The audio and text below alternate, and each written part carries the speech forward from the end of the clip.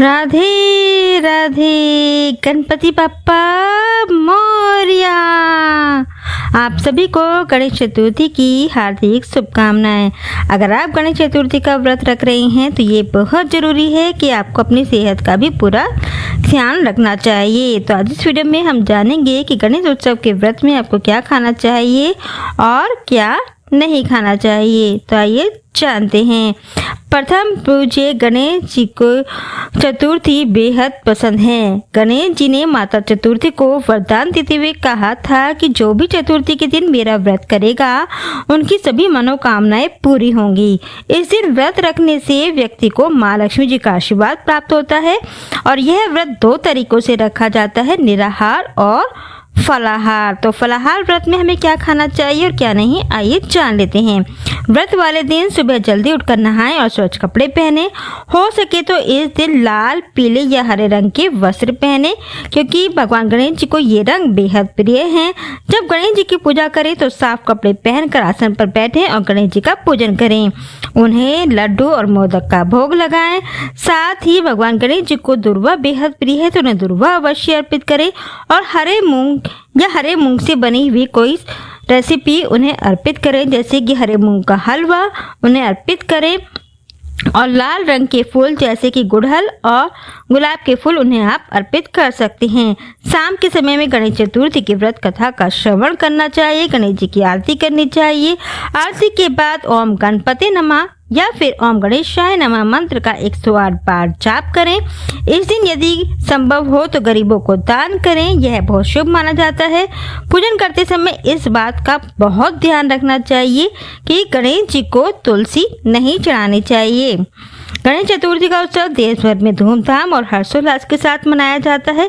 इस साल गणेश चतुर्थी का उत्सव 27 अगस्त से शुरू होकर 6 सितंबर तक मनाया जाएगा और 27 अगस्त के दिन पूजा का शुभ मुहूर्त रहेगा। 11:04 से लेकर 1:40 तक अवधि रहेगी, 2 घंटे 34 मिनट की। कुछ लोग गणेश चतुर्थी पर पूरे नियम कायदे के साथ व्रत रखते हैं, मगर व्रत के साथ साथ अपनी सेहत का ख्याल रखना भी उतना ही जरूरी होता है। कई बार खाने पीने में की जाने वाली गलतियों से आपको एसिडिटी, सिर दर्द, उल्टी या पच की समस्या हो सकती है।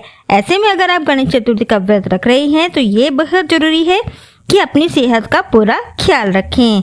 तो आइए जानते हैं कि गणेश चतुर्थी के उत्सव में आपको क्या खाना चाहिए और क्या नहीं। सबसे पहले जान लेते हैं कि गणेश चतुर्थी व्रत के दौरान आप क्या खा सकते हैं। नंबर 1 है ताजे फल। सुबह के नाश्ते में या कभी भी आप ताजे फलों का सेवन कर सकते हैं। ताजे फल में आते हैं केले, सेब, पपीता, अनार, अंगूर। आप केले की स्मूदी, सेब की स्मूदी बनाकर आप पी सकते हैं। हाइड्रेशन के लिए खरबूजे, मीठे पके आम अगर मौसम में अवेलेबल हो तो इन्हें आप खा सकते हैं। फल स्वाभाविक रूप से शुद्ध, पचाने में आसान और ऊर्जा से भरपूर होते हैं। नंबर 2 सूखे मेवे। बादाम, काजू, अखरोट, खजूर, किशमिश, अंजीर आदि मेवे आप खा सकते हैं। बिना भारीपन के त्वरित ऊर्जा के लिए उत्तम है। अब आगे बारी आती है उपवास के अनुकूल आटे। शाम के समय में आप व्रत खोलते समय इन आटों का प्रयोग कर सकते हैं। सिंगाड़े का आटा, राजगिरे का आटा, कुट्टू का आटा। इनकी आप पूरी, पकौड़ी, परांठा बनाकर आप खा सकते हैं। सिंगाड़े का आटा पचाने में आसान होता है और हल्का होता है, तो इसकी पूरी परांठा बनाकर आप खा सकते हैं। कुट्टू के आटे का हलवा बनाकर आप खा सकते हैं। राजगिरे के आटे के आप लड्डू बनाकर खा सकते हैं। इसके बाद नंबर आता है साबूदाना। व्रत में आप साबूदाने की खिचड़ी खा सकते हैं। ये पेट भरने के लिए काफ़ी अच्छा विकल्प है और साबूदाने की नमकीन बनाकर भी आप खा सकते हैं। लेकिन डीप फ्राई साबूदाने के वड़े खाने से बचें तो अच्छा रहेगा। डीप फ्राई होने के कारण उसमें कैलोरी और फैट दोनों ही काफ़ी ज़्यादा होते हैं। इसके बजाय आप साबूदाने का परांठा बनाकर आप खा सकते हैं। इसके बाद नंबर आता है समा के चावल। समा के चावल का प्रयोग आप व्रत के उत्पम, इडली, डोसा, पूरी बनाने में कर सकते हैं या फिर इसका आप ढोकला बना सकते हैं या फिर सिंपल स्टीम करके भी इसको खाया जा सकता है। समा के चावल की खिचड़ी बनाकर भी आप खा सकते हैं।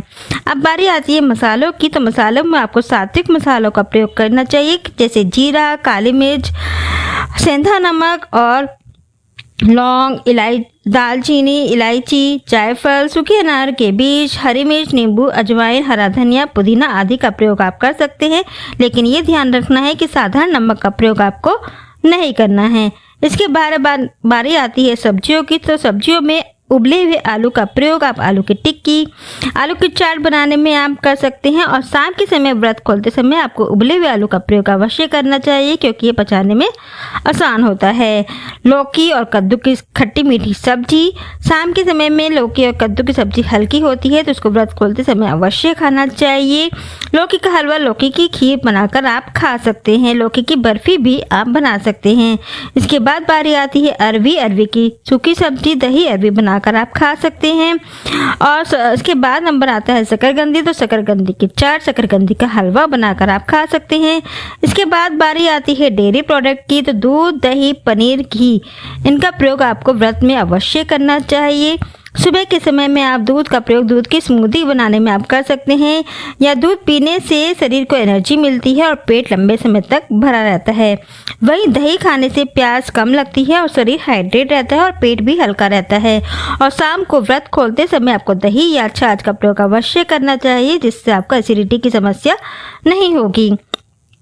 इसके बाद नंबर आता है मखाना। दोपहर के समय में आप मखाने का प्रयोग कर सकते हैं। मखाने को भूनकर या मखाने की खीर आप खा सकते हैं। मखाना शरीर को ऊर्जा देने का काम करता है। इसे खाने से लंबे समय तक के लिए पेट भरा रहता है। और चीनी का कम से कम प्रयोग करें। प्राकृतिक मिठास के लिए आप शहद, मिश्री और गुड़ का प्रयोग कर सकते हैं। पेय पदार्थ में आप नारियल पानी और कैफीन रहित हर्बल चाय का प्रयोग आप कर सकते हैं। दूध वाली चाय का प्रयोग करने से बचना चाहिए। कॉफ़ी भी नहीं पीनी चाहिए। और ताजगी के लिए आप शहद के साथ नींबू पानी का प्रयोग आप कर सकते हैं। अब आइए जान लेते हैं कि गणेश चतुर्थी व्रत के दौरान आपको क्या नहीं खाना चाहिए। किसी भी तरह के अनाज और दाल जैसे कि चावल, गेहूँ, जई दाल का सेवन आपको नहीं करना चाहिए।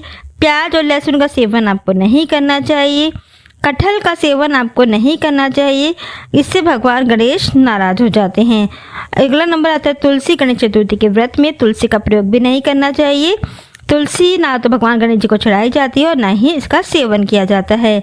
अगला नंबर आता है मांसाहारी भोजन। तो गणेश चतुर्थी के व्रत में आपको शाकाहारी और सात्विक भोजन का ही सेवन करना चाहिए। मांसाहारी या अंडे और का सेवन आपको नहीं करना चाहिए। किसी भी तरह के नशे, शराब, सिगरेट, तंबाकू आदि का सेवन आपको नहीं करना चाहिए। पैकेट बंद फूड का सेवन आपको नहीं करना चाहिए। चिप्स, बिस्कुट और ऑनलाइन फूड या होटल के खाने का आपको सेवन नहीं करना चाहिए। साथ ही आपको तले भुने खाने से बचना चाहिए, जैसे कि चिप्स और भुनी हुई मूंगफली, इनको खाने से बचना चाहिए। और अगर आपको कोई किडनी से जुड़ी समस्या है तो आपको व्रत नहीं रखना चाहिए और हो सके तो सेंधा नमक का प्रयोग नहीं करना चाहिए, क्योंकि सेंधा नमक में पोटेशियम होता है जो आपको नुकसान कर सकता है।